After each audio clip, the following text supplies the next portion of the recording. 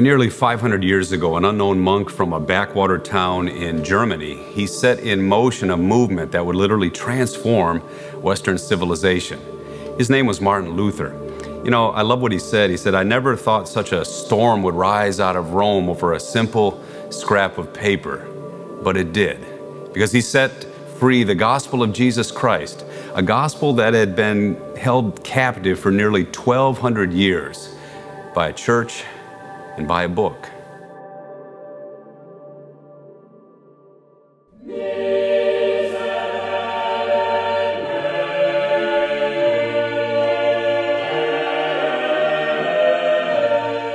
"500 years ago, the people of Europe were under the domination of a very powerful religious empire, the Roman Catholic Church of the 16th century, an empire that controlled every aspect of a person's life. It could raise you to glory or condemn you as a heretic and burn you alive.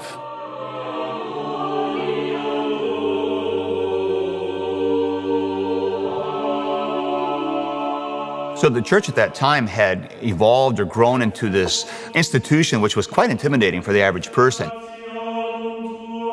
The entire Mass was done in Latin, and the people didn't really know what was going on. They had memorized parts of it without really understanding what the parts meant. They just knew this was big, important, special stuff. But actually understanding what was being said, not really. Books were still rare. You could have an entire church that might not have an actual Bible in it. You would have maybe outtakes or little parts of it, but a full Bible was not common. Death is something people encounter all the time. To get through infancy was a significant accomplishment. People spend a lot more time thinking about what's next, and it was not a happy thought for most people. Martin Luther was the son of Hans and Margareta Luther. He was born November 10th, 1483. He was baptized the very next day. Children were baptized as soon as possible after birth because you just didn't know if a child was going to live. Infant mortality rates were huge in those days. And he ends up being named Martin Luther because he's baptized on St. Martin's Day. Hans had been a miner. He became an entrepreneur when Luther was very young. So Hans had dreams of not only moving from the agricultural peasantry into the mining industry, he had dreams of moving his son into the bureaucracy, where there was more money, more security, more power. And so he had a vision for the Luther family that was on the move, upward and onward. There was no such thing as Social Security in those days. Your Social Security policy, or your insurance policy for your old age, as it were, was your children, specifically your sons. And so Hans had big ambitions for his second son, Martin. He had designs on making him into a lawyer. The Luther family moved from Eisleben to Mansfeld, and Martin Luther went to elementary school here, and primarily it was a Latin school. And later, Luther would record the fact that in one morning he was caned or disciplined somehow 15 times for not having prepared his Latin lesson correctly. You know, people sometimes have these rather nostalgic, views of, oh, wouldn't it have been great to live in the 16th century? Life was hard then. Even the attitudes of society were very difficult and rather harsh. Everything in those days was pretty strict in terms of the upbringing of young people. The church was strict. His parents were very strict. As a matter of fact, Luther later said that his concept of God the Father was somewhat influenced by the fact that his own father was very strict, and he wasn't sure how much he loved his father at that point after getting disciplined. For small offenses in the civil realm, there would be rather harsh punishments. And this is part of what Luther grew up with. He recollects, as he got older, being punished by his parents sometimes for stealing a nut. And he said the blood flowed from the punishment he got. And the same thing he would experience in the schools. It was a harsh sort of world. The image they had of Christ was the image from the Apocalypse of St. John, Christ in glory, and Christ in judgment. And coming from his mouth would be the lily on the one hand, but the sword on the other hand. And the lily of God's mercy and God's forgiveness, but the sword of wrath and judgment. So the burning question was, how do I avoid the sword and get the lily? Well, the church had the answer for this. And the answer, interestingly enough, came down to something you could put in the form of a slogan. which was actually preached from pulpits. Do what is in you. Do what is in you, and God will not refuse you grace. At least do the best you can. So God gives His grace, and I use that grace, and I accomplish what God wants me to do. But what happens if I mess up? Well, there's an answer for that too. I go to church, and at church I would meet the priest one-on-one, and I would confess to him. And that would open the rite of penance, which would be I confess, and then he gives me some kind of satisfaction to perform, something that needs to be done to show that I have a truly penitent heart. It might be a Hail Mary, it might be a more rigorous kind of action, or it might be a suggestion that I could give a donation to a certain cause. And if I would go and do penance, then I could be assured I was forgiven for that particular sin. So it was very, very carefully worked out system. This amount of sin, this amount of penance, everything's right again, you're back on track, and away you go. Now, what if I don't do enough penance? What if I don't quite cover all the sin? The answer is some time in purgatory. And so you die, you're not quite good enough for God yet, but you're on the right track. We're not going to send you to hell, that wouldn't be right. But you can go to purgatory, and in purgatory, we'll get you cleaned up, or God will get you cleaned up. So purgatory is not pleasant. You're suffering in purgatory. You're sweating off your sins.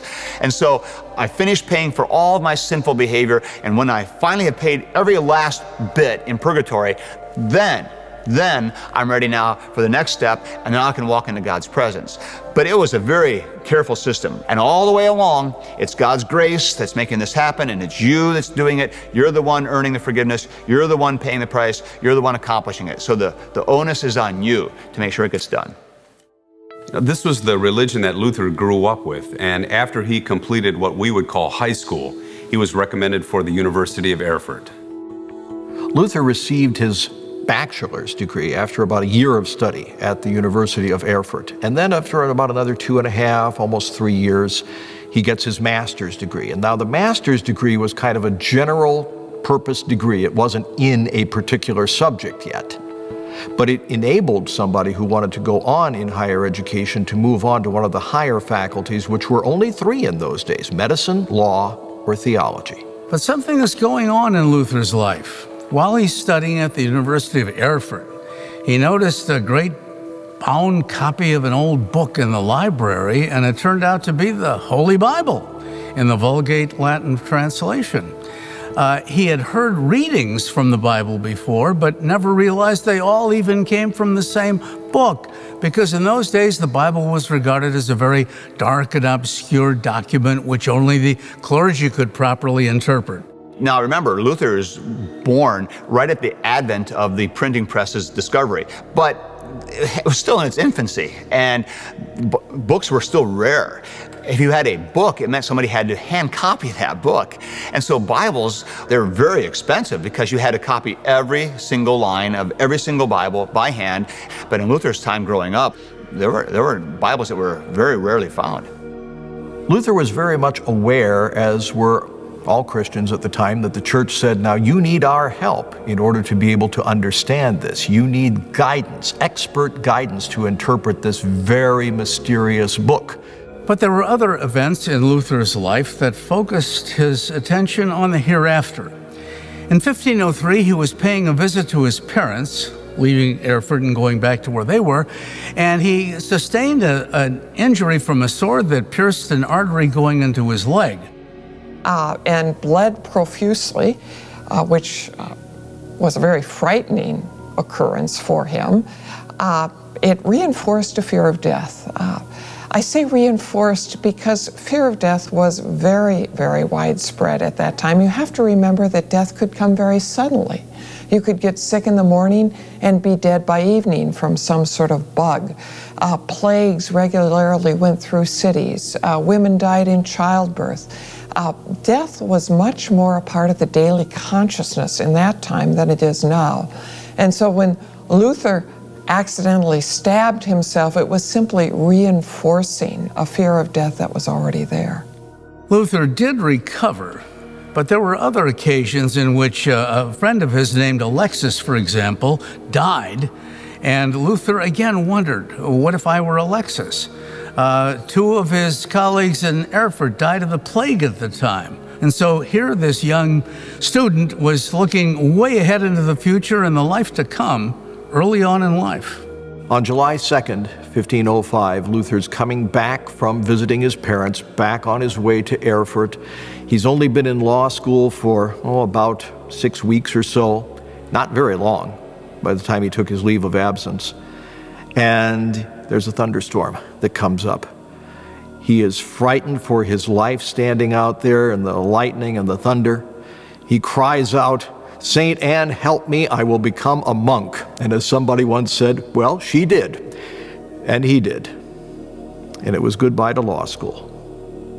About 2 weeks after that great experience at the thunderstorm, Luther basically dispossesses himself of all of his possessions, including a very expensive law book that his dad had gotten him as a graduation present for his master's degree graduation, and goes into the toughest monastery he can find there in Erfurt, that of the observant Augustinians.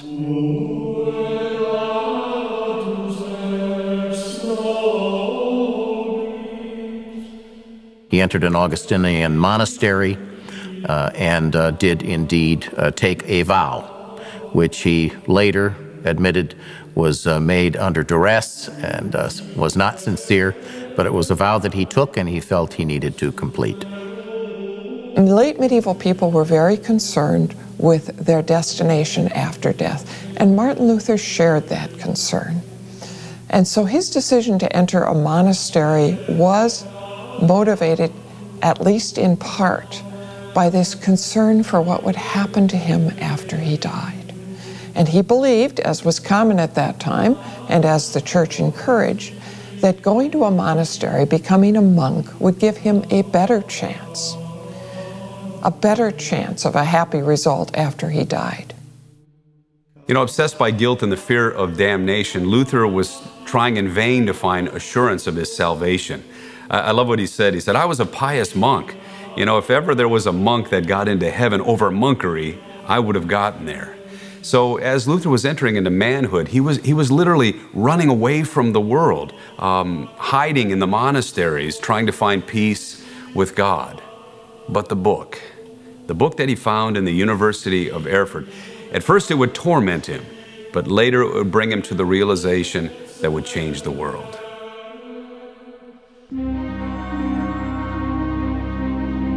But once he got into Rome and he was doing the various things that a religious pilgrim would do in Rome, he got less and less enchanted with the city of Rome. In fact, later on he said, boy, if there's a hell, Rome is built on it.